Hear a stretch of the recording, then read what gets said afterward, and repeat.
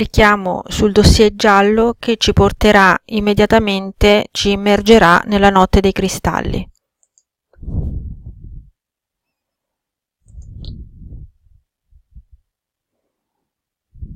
Si apre la strada.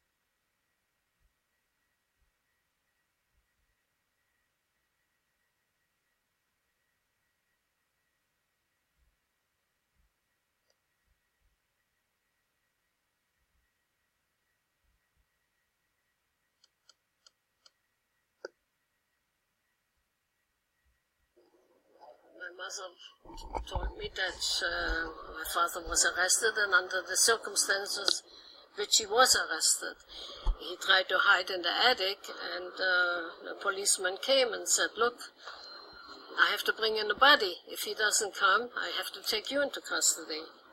So my father gave himself up, and he was sent to Buchenwald. He was in Buchenwald for 4 weeks and was dismissed because he was a World War I veteran, fighting for the German army. And the dismissal was under the condition that he would leave the country right away. No, there was Ausgehverbot, which meant you couldn't go out. I went out. I was very blonde and blue-eyed, and I tried to look like somebody with an attaché case going to the lawyer, which I did. We tried to get father out. So I walked around quite a bit. I must have known that one of these days I have to talk about it. So I saw horrendous things. I saw people being made to wash the sidewalk and being beaten just with a whip, as I said. There was no authority that you could report to. That was the awful thing. This was accepted that they were supposed to do that. And the police had absolutely no authority after what happened. All the men that did run to the synagogue were picked up and put into concentration camps. They must have had a good friend within the city management that risked his life to tell them not to go. Our father was missing. What the men had decided to do, because by then they heard that the men were being picked up and taken to concentration camps. That's what was happening at the synagogue that day. And they wanted at all costs not to be caught. So 3 of the men in the family stayed in the family car and didn't stop driving for 24 hours. Went back to Leschenich, to the gas station that they knew wasn't the Nazi, when they needed to fill up. Saw the rabbi standing on his veranda, and there were 2, I guess they were SS men. They were holding him by the arm, and another one came along with some kind of a scissor or implement, I don't remember. He held it and he cut off his beard. And then later on I found out that he was hauled off to jail. And my father was sent to jail also, but he came back during the night. maybe after the first night. Now, they released him from jail, and I still do not know whether he was released from jail because he used to play chess with the chief of police, or because he was born in Poland and he had Polish citizenship. They told us, go outside into the narrow streets, they have covered stone streets in Würzburg, and form lines of five abreast. In the meantime, they called all the populace in order to tell the world that it was not the Nazis, but it was the plain people, you see, the usual people. And they were standing at the side, and we walked through the street, and they were calling us names, they were spitting, they were doing all kinds. And we passed by the burning synagogue. Then they put us into prison cells, in the prison, you see, and I was in the prison.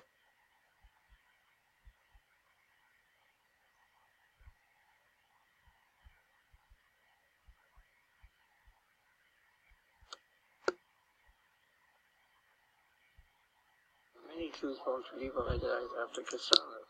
Many did. But it was very difficult. My mother had written already to the whole world where we had 20 or so to help us get out. But they all said it will not be so bad and it will pass over. But then after Kristallnacht we wrote again to one of my father's families in Saskatchewan in Canada, you know. And when he heard about this, then he said he would do something, and he sent us a learning card. The learning card came in February, and it was good for 3 months. We had to leave. My father went to Hamburg, and he met a man from the Cunard Star Line, which is a British airline, and this man helped us to get to Britain. My mother had to tell us anything about going to Africa. If you were a child in this house, you heard all the talk and all the conversations of what was going on and who was going where and what are we going to do. I know what I was thinking. If we went to Africa all together, we would have, hopefully, some kind of family life again. But I don't think I was able to express it at that time. I would really try to leave, but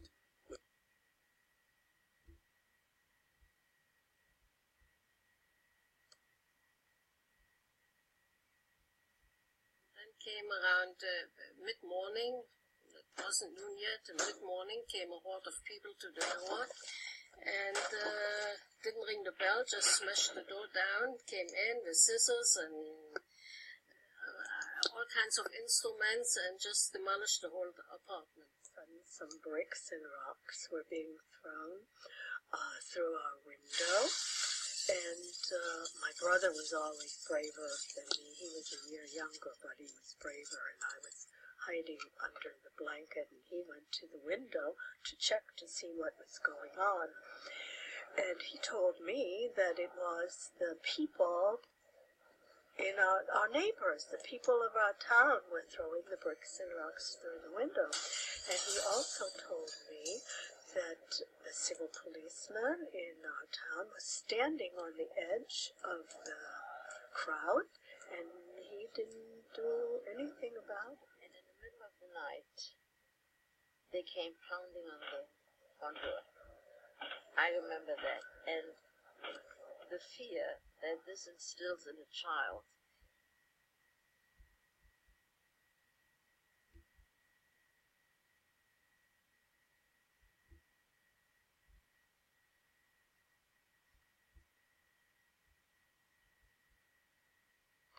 Display windows had been broken. The merchandise had been thrown into the streets. Ink had been poured over precious fur coats and evening gowns. I mean, that's how he described the scene. There were stores along the street. Some of them were owned by Jews. They were smashed in. There was yelling and screaming on the street. Stores where they were smashed and looted.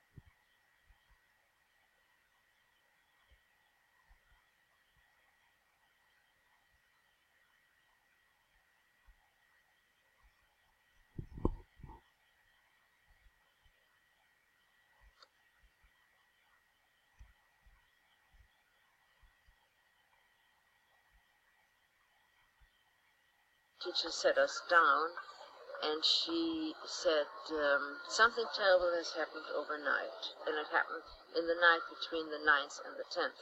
And something terrible has happened during the night. We got to school, two SS or SR, I don't remember who, but brown shirt, men with German shepherds holding on to them, and the shepherds were wearing muzzles, were standing in front of the school, and we could see, if we looked at the yard, that some of the desks were in the yard, and we could look up into the side where the synagogue was, and that was all, the roof was all burned out, and the men said, "There's no school for you today, go home." Actually, was an oasis.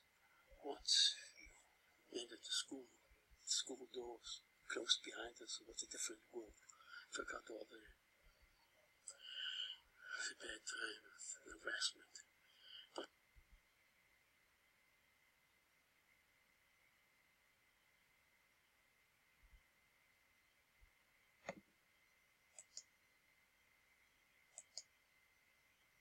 someone knocked on the door and told my father that he and his brother and my grandfather should not go to the synagogue that day because something terrible was coming down. then when I walked to school, I saw the Jewish windows of the Jewish doors broken, and I saw already in the distance the smoke. First I didn't know what it meant, but then I realized burning the synagogue. We saw our synagogue on fire, the smoke coming out. And then we turned on the radio, and we heard the news that most of the synagogues were on fire, and we shouldn't go out of the house. Jews should stay in the house, don't go outside. By our synagogue. And all I remember is hordes of people standing in front of it was called the Bornplatz synagogue, or the big synagogue of Hamburg. And it had not been set on fire.